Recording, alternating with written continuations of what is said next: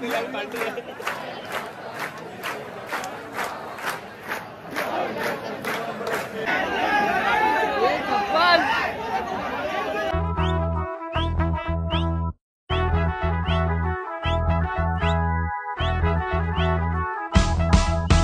Morning guys, hi hello, welcome back to my new vlog. तर आज आहे बाप्पाचं विसर्जन आणि मी एकदम ठरवलंच होतं की मला लालबागच्या राजाच्या विसर्जनासाठी जायचंच म्हणजे जायचं। माझा फ्रेंड पण आहे तिथं सीजू, तर मग त्याला पण भेटणार होते मी नंतर, कारण की त्यालाच विचारून मी टायमिंग वगैरे करून ठरवून सगळं चालले होते।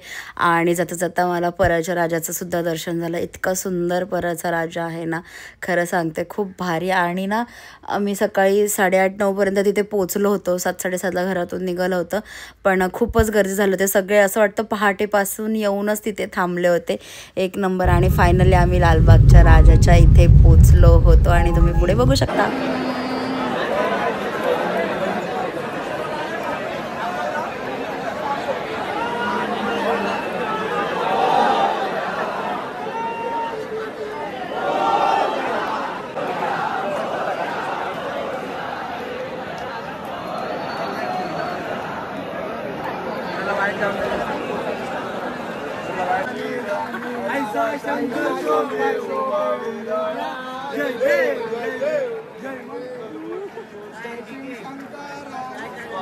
शंकरा आरती ओ वाळू, आरती ओ वाळू, परिवंदक सुंदर मगनारी पाचारण मनोहर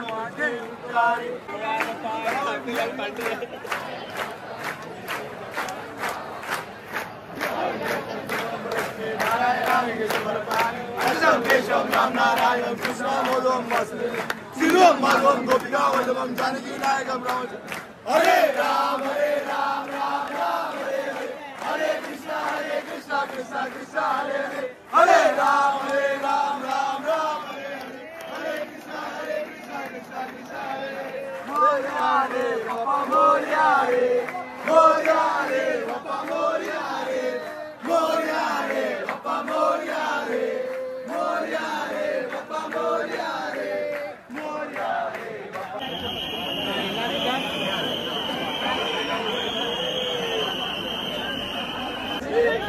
हात गेल्यावर पाठी जात नाही।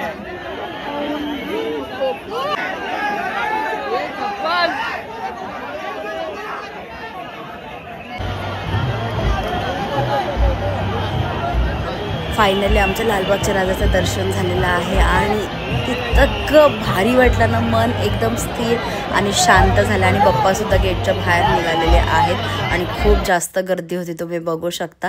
पहिला मुंबईचा राजा निघाला आणि मग लालबागचा राजा निघाला आणि त्याच्यानंतर मग चिंतामणी अजून निघायचे बाकी होते, त्यामुळे सगळेजण तिथे जमा झाले होते। आणि आम्ही पण घरी यायला निघालो होतो, बिकॉज आम्हाला पूजेला जायचं होतं, तुम्ही पुढे बघू शकता।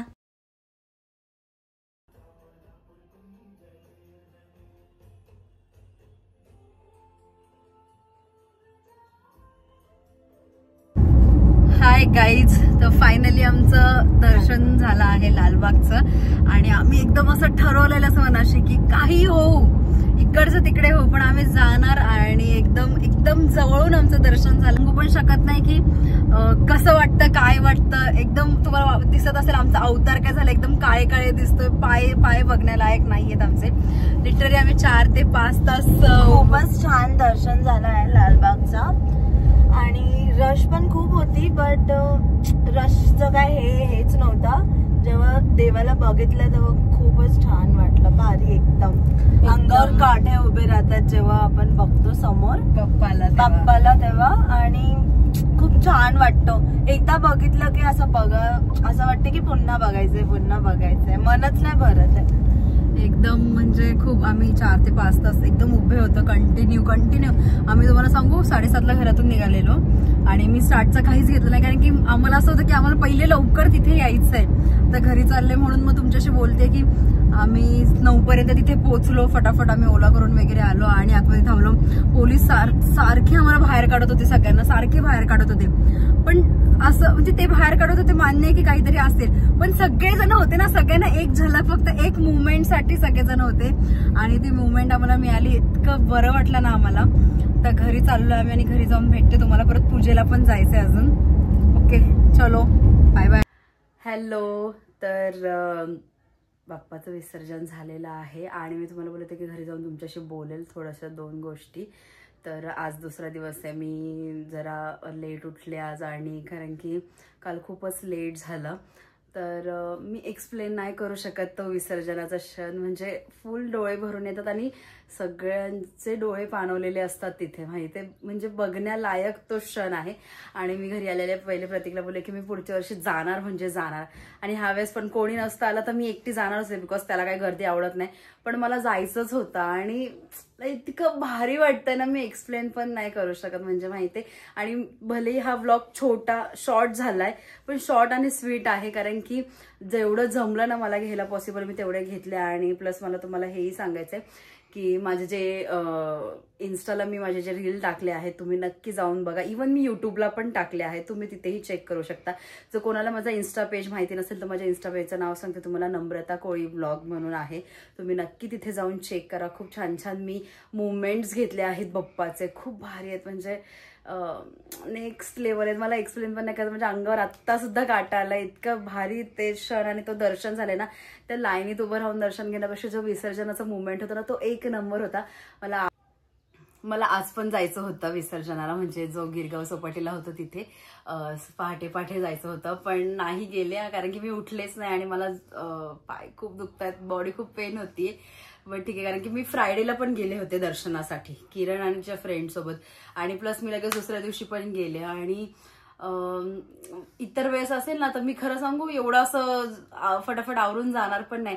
पण मला तिथे जायची ओढ होती आणि पप्पाने सुद्धा मला बोलवलं होतं मी असंच समजेल म्हणून मी म्हणजे माझ्या 2 तासाची फक्त झोप करून तिथे गेले होते. आणि मला खूप खूप खूप भारी वाटलंय. बस आणि आज विसर्जन झालंय आणि खूप इमोशनल दिवस आहे. आणि फटाफट 10 दिवस कसे गेले कळालंच नाही मला. भले तिथे जास्त मोठा व्लॉग घ्यायला जमला नसेल तरी पण माझ्या रीलमध्ये खूप छान छान मी मुवमेंट घेतलेत बाप्पाचे. ते तुम्ही नक्की जाऊन बघा. माझ्या युट्यूब पेजला पण आहे आणि रीलला पण आहे. मी परत एकदा तेच तुम्हाला सांगेल. आणि माझ्याबरोबर नशीब हर्षांगी पण आली होती आणि तिने पण खूप जास्त म्हणजे तो मुवमेंट असतो ना तो खूप जास्त एन्जॉय केला. ती वाईब, ती एनर्जी, इतकी पॉझिटिव्हिटी आपण जे डोक्यात काही गोष्टी ठेवतो ना ते आपण सगळं विसरून जातो. खूप भारी एनर्जी येते, खूप खूप भारी. आणि मी ह्या ब्लॉगला आता इथेच एंड करते. भेटूया नेक्स्ट ब्लॉगमध्ये. कोणी माझ्या चॅनलला सबस्क्राईब केलं नसेल नक्की सबस्क्राईब करा, लाईक करा, कमेंट करा, शेअर करायला बिलकुल विसरू नका. भेटूया नेक्स्ट ब्लॉगमध्ये. Okay bye guys, bye bye.